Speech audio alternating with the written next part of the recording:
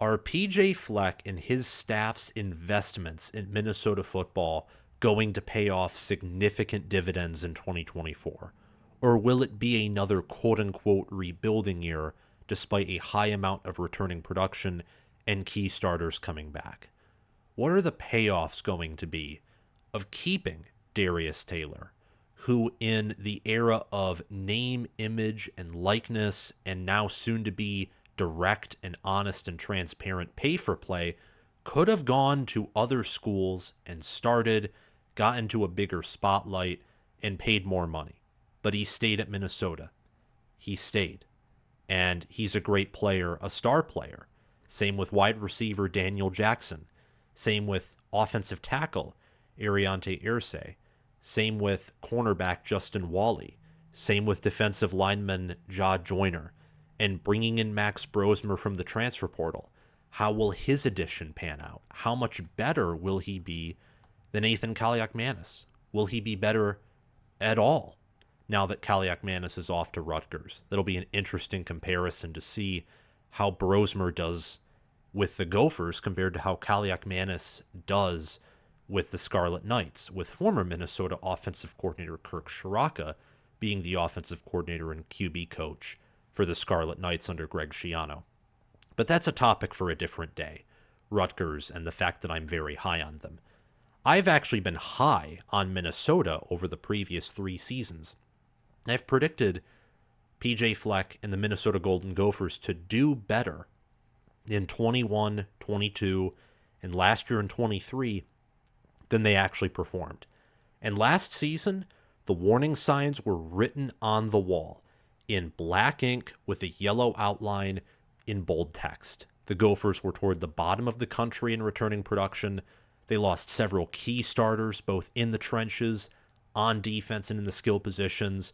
You can name quarterback Tanner Morgan, running back Muhammad Ibrahim, center John Michael Schmitz, safety Jordan Howden, and many other players. They lost key starters.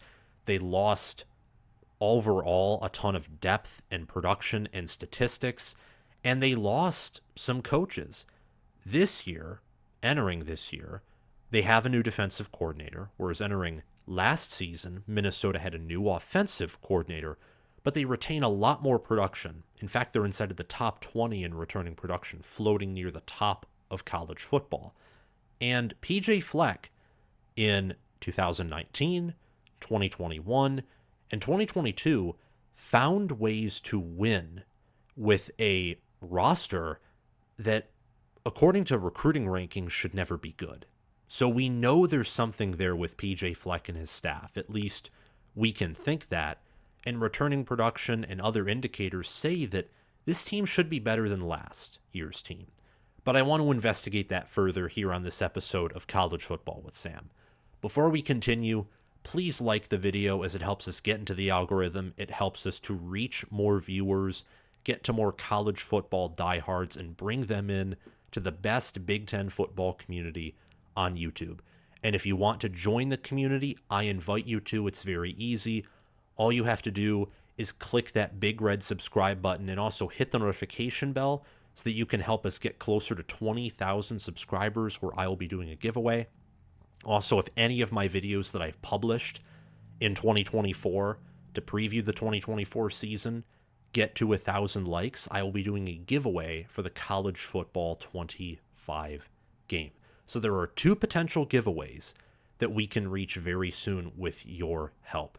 And hitting the notification bell helps you to get notified when I release any college football content, whether it relates to the Big Ten, my own opinions about college football as a whole, whether All-Americans or conference predictions, or whether I'm talking about a team like Minnesota or Michigan or Ohio State or Rutgers or UCLA and USC. You won't want to not subscribe to the channel. You'll be missing out. Now, let's get back to talking about Minnesota. And what do you do when you want to figure out if a team is going to succeed, particularly in the Big Ten? Well, you typically want to look at defense first. Now, Oregon, Washington, USC, and UCLA join the Big Ten. And those schools are not known to be defensive schools. They're known to focus on the offensive side of the ball, particularly Oregon, USC, and UCLA and Washington have been this way too, but they have new coaches. At least we know that Oregon and USC will probably have more consistency to them. But Minnesota doesn't play a schedule that is a murder's row. Out of the schools coming from the Pac-12, they play USC at home, UCLA on the road, back-to-back on October 5th for the Trojans, 12th for the Bruins, respectively. And out of opponents that are ranked by ESPN, not FPI, but just looking at FBSschedules.com, which ranks teams in the preseason before the AP or coaches polls are released. They rank teams based off of ESPN writers' top 25. They only play Michigan and Penn State. Michigan on the road, September 28th. Penn State at home, November 23rd. The schedule is not extremely tough. It doesn't look to be as hard as last season's schedule, where they played Drake May and North Carolina on the road and played a Michigan and Ohio State team that were probably top two, at the very minimum top 3 or 4 teams in all of college football, with Michigan being the national champions. And Minnesota's defense last year was not good. It was very bad, especially as we got to the middle and later portion of the season. From the beginning, you felt that something was off with Minnesota when they couldn't do anything against Nebraska. And then Nebraska, they threw up all over themselves and gave the game away in typical memeable Nebraska fashion. But that won't happen forever. It can't happen forever. And in order for Minnesota to be a team that at least looked good last year, they had to rely on opponents constantly throwing up all over themselves.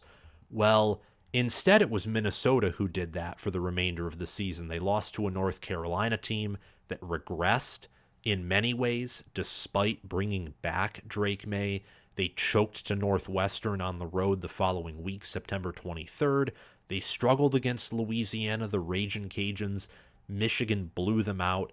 Off the bye, they had their most impressive win of the year at Iowa off of an actual controversial play, Cooper DeJean's fair catch play, where I understood why the referees ruled it a fair catch, because DeJean made the signal, at least a half attempt at it, but it was sketchy.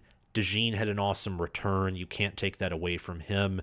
And then after that win at Iowa, Minnesota beat Michigan State for their final win of the regular season. Like Nebraska, they entered November with a 5-3 record and a chance to win out outside of their road trip to Ohio State and potentially reach Indy. But they went 0-4 in the month of November, finishing 5-7, and because of their academic progress rate, they went to the Quick Lane Bowl, where they gave up 24 points to a MAC school in Bowling Green. They gave up 28 to Wisconsin, who had an awful offense. They did a respectable job against Ohio State, only allowing, I think, 10 points in the first half. But Ohio State was probably looking ahead to Michigan anyway, and Ohio State hung 37 on them. Purdue blew out the Gophers 49-30.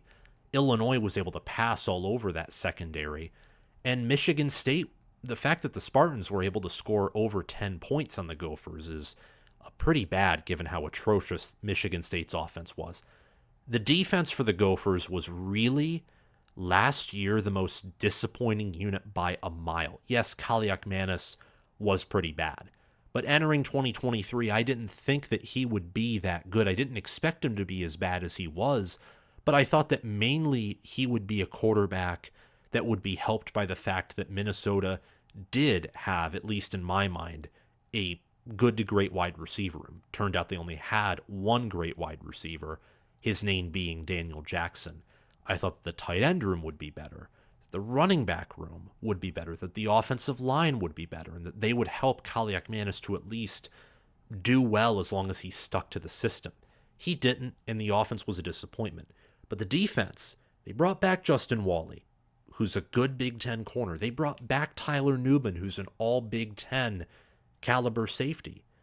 And yet, they just couldn't produce. The defensive line improved in getting pressure at the quarterback, and yet Minnesota's defense could not stop, as Josh Pate would say, molasses in December. They just couldn't do it. The good news is, despite Joe Rossi leaving for Michigan State, the Gophers will improve on defense, most likely, and probably 9 out of 10 simulations of the season they will improve on defense, if not 10 out of 10 in some way, because they bring back 9 starters and 74% of their 2023 production. The defensive line will be the strength of new defensive coordinator Corey Heatherman's unit. There's a lot of youth in the defensive back room, but you have a proven player like cornerback Justin Walley. I think the secondary will be the most interesting unit on defense, the most interesting positional unit on defense to watch. At linebacker, Cody Lindenberg comes back. He's a redshirt senior. Maverick Baranowski, redshirt sophomore, is projected to start at middle linebacker. And on the defensive line, all starters are redshirt juniors or older. And 3 of them, all defensive line starters except for Devin Eastern, are redshirt seniors. This includes Danny Strigo, Jalen Logan Redding, Jaw Joyner, and then again, Devin Eastern being one of their defensive tackles, a redshirt junior. In the secondary, Ethan Robinson, a transfer incoming, is expected to start at corner along with Justin Walley. Aiden Gausby, Coleman Bryson, and Jack Henderson are projected to start at the other defensive back spots. Strong safety, free safety, and nickelback. This is a very interesting unit, as the secondary, again, struggled mightily last year. And how do you know that? Because they let Purdue and Illinois pass all over them. They let Louisiana pass on them. Northwestern pass on them. And the Big Ten, outside of J.J. McCarthy at Michigan and at times Kyle McCord and maybe, but very rarely, Drew Aller, and don't forget Talia Tagovailoa either, who is probably closer in terms of ceiling and explosiveness and being in a good system to McCord than Aller. Those are really the only 4 semi-competent quarterbacks in the entire Big Ten. Ben Bryant, maybe Hudson Card were the best in the Big Ten West. Maybe John Paddock, by the way, rest in peace to the Big Ten West, from 2014 to 2023, which was its date of expiration. And Illinois and Purdue passed all over them. Michigan State with Sam Leavitt had a decent game against Minnesota's defense. I know that I think on the first drive, Iowa had a good passing series against this secondary. The defense last year was abnormally bad, and the statistics show that in all likelihood, it will drastically improve. Before we can continue with this video, I have to shout out my Patreon page, as my Patreon page is going to produce bonus content. I've been saying this for a while, but trust me, when it hits, and that date is getting ever closer, because when the regular season hits is really when it's going to ramp up and start up again, as it was the case last regular season, you're not going to want to miss it. You can sign up as an All-American or Heisman member to access said bonus content. It's $10 a month for an All-American membership, $25 a month for a Heisman membership, but the Heisman membership comes with some perks. After 6 months of membership, you get signed College Football with Sam merchandise, and you get direct access, direct messaging with me on the Heisman membership plan as well. If you just want the shout out in the middle of the video and at the end of the video with your name being shouted out specifically at the end, you can just sign up as an all-conference member. Any of your support, even if it's just a YouTube super chat or just watching this video and subscribing and paying attention, I appreciate it very much. Your support is always appreciated. It is never expected. If you want to support the channel in a different way or just further investigate everything that I have to offer, you can also check out my merchandise store, where you can get a Minnesota-themed College Football with Sam t-shirt. You can get any of the other 17 Big Ten team themes with a College Football with Sam logo and shirt. And you can even get a College Football with Sam mug, if that's your type of thing. Thank you. And now let's talk about the offense. Will the offense improve?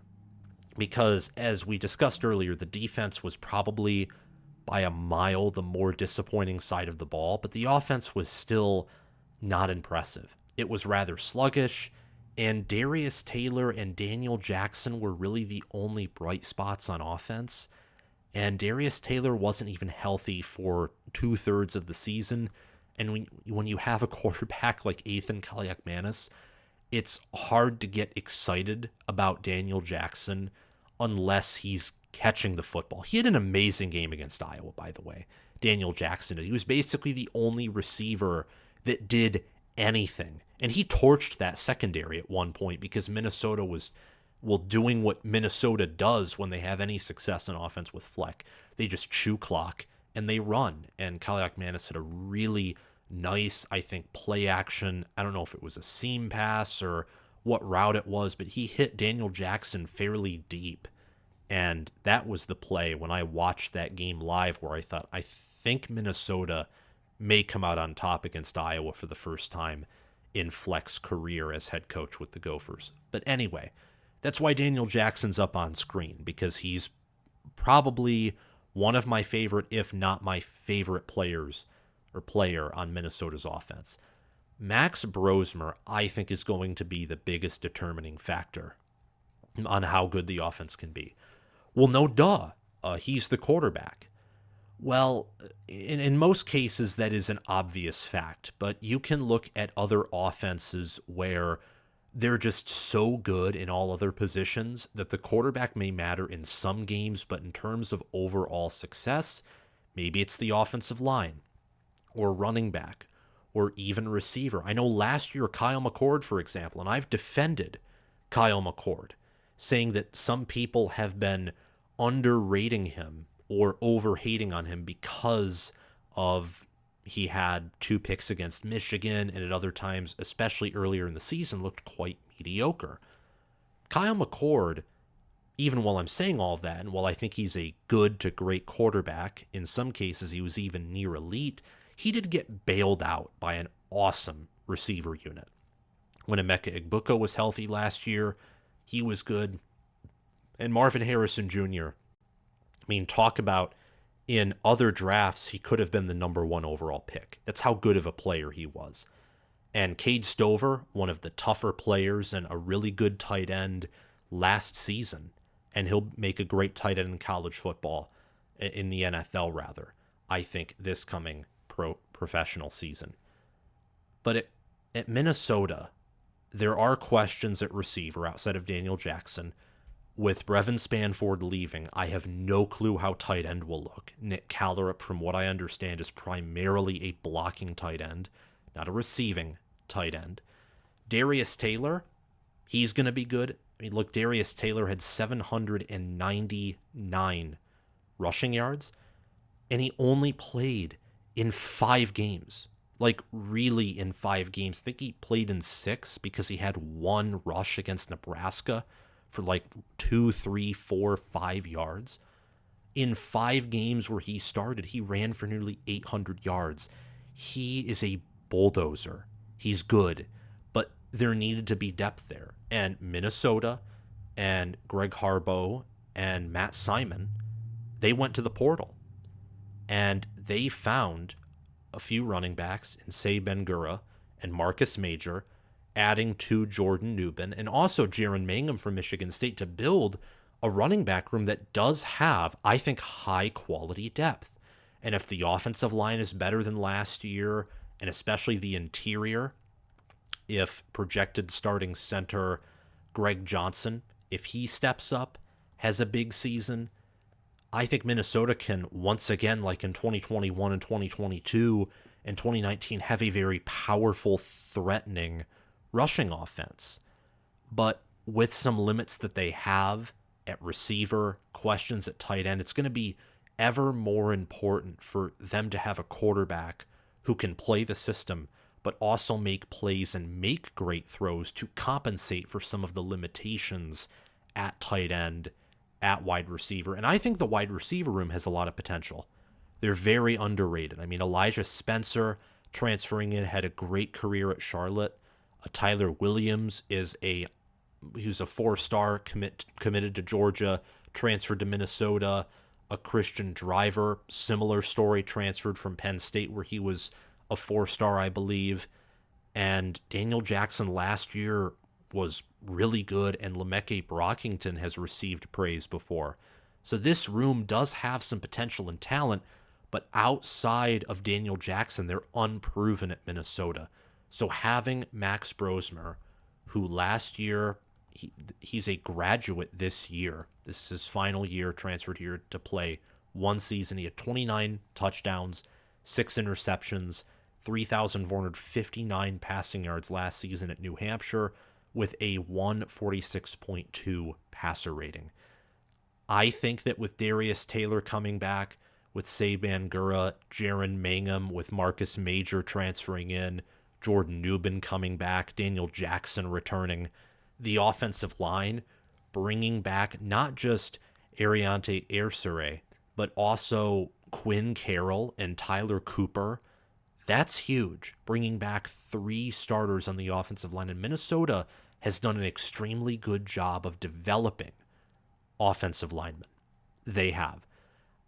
Combined, the current projected starting receivers had 12 receiving touchdowns and 969 receiving yards last year. Most of that was Daniel Jackson. So the offense does have questions. I think it's more interesting to look at than the defense because there's more transfers who have an impact just immediately than the defense. And the offense has been questionable under Fleck outside of that 2019 season. Meanwhile, the defense in 19, 21, and 23 was anywhere from great to one of the better defensive units in the country. So Minnesota does have critical questions. They have a lot of areas that are sketchy, and they added 13 transfer portal players, which, given how Minnesota under Fleck especially has preached culture and togetherness and in staying to achieve your goals and being patient and being developed, shows they want to win, and also that they do have some questions and they want to shore up some weaknesses.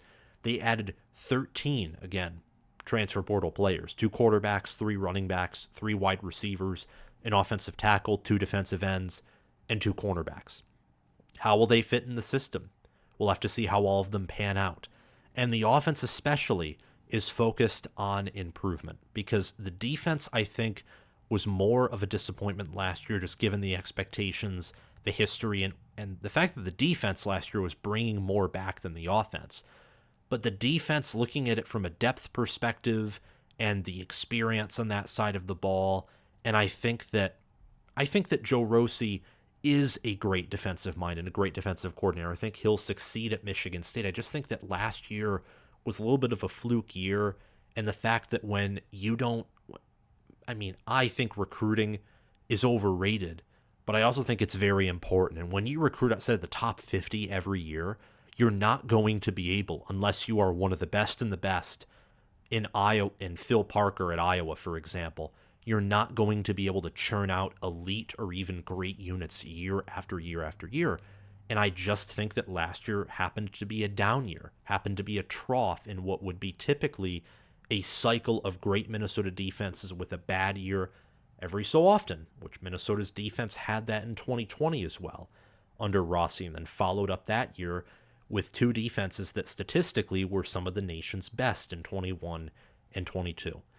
But at offense, running back and wide receiver depth has improved. The question is, will that translate into good starting production and performance? The pass rush last year, to switch back to the defense, improved, but overall was still average.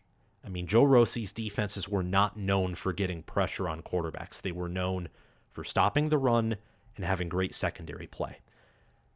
Will those things be brought back? Will the run defense be better? Will the secondary coverage not be disastrous like it was last year?